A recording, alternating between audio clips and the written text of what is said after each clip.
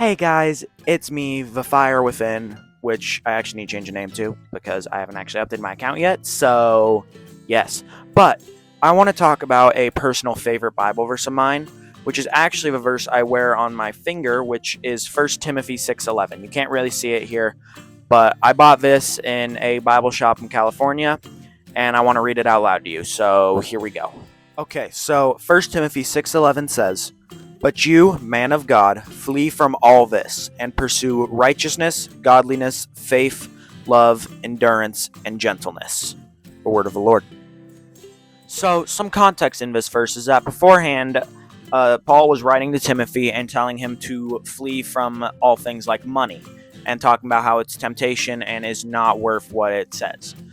And in the next verse, in his final charge to Timothy, he says, flee from all this and pursue these attributes like endurance, righteousness, godliness, holiness, all that.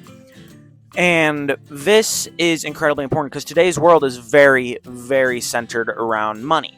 You need money to pay your bills, to really live in a home. You need money to be able to feed yourself for the week. You need money to do everything, and people are obsessed with making more and more of it.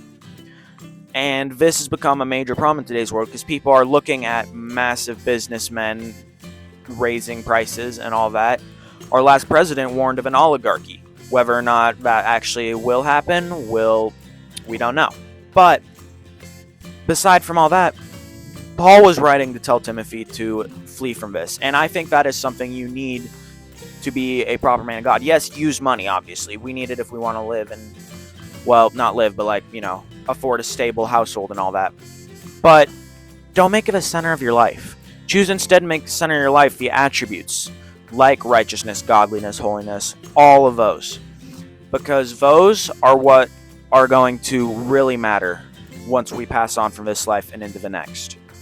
Because God wants you to be with Him and follow Him. And money it's a temptation. It's a lot of people make it their idol. I know I have had that problem with making money my idol sometimes. But in order to get rid of that idol, we need to focus on learning from God and being with God in a sense, by walking in fellowship with our brothers and by following Jesus Christ. And a lot of these attributes might seem really hard to come by. I know that it's really hard not to follow in what the world says because it talks a lot about just fleeing from money and resisting your temptations, which is really hard all on its own because, well, temptations are there for a reason.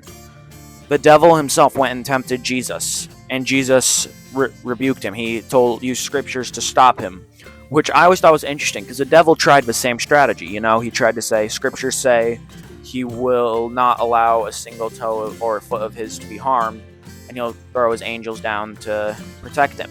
But Jesus said, do not test the Lord your God, which I think is a very big thing, but I'm probably going to get to that in a different video.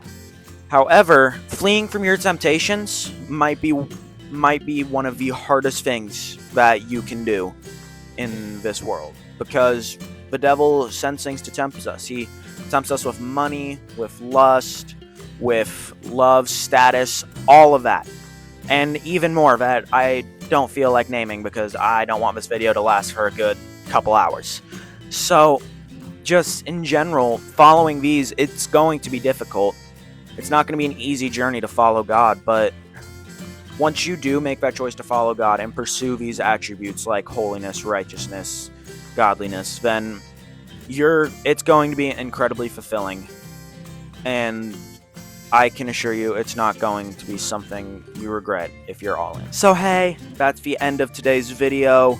I wanted my first video to cover a personal favorite Bible verse of mine and just really show y'all that, hey, I'm also here to try to learn to become a man of God.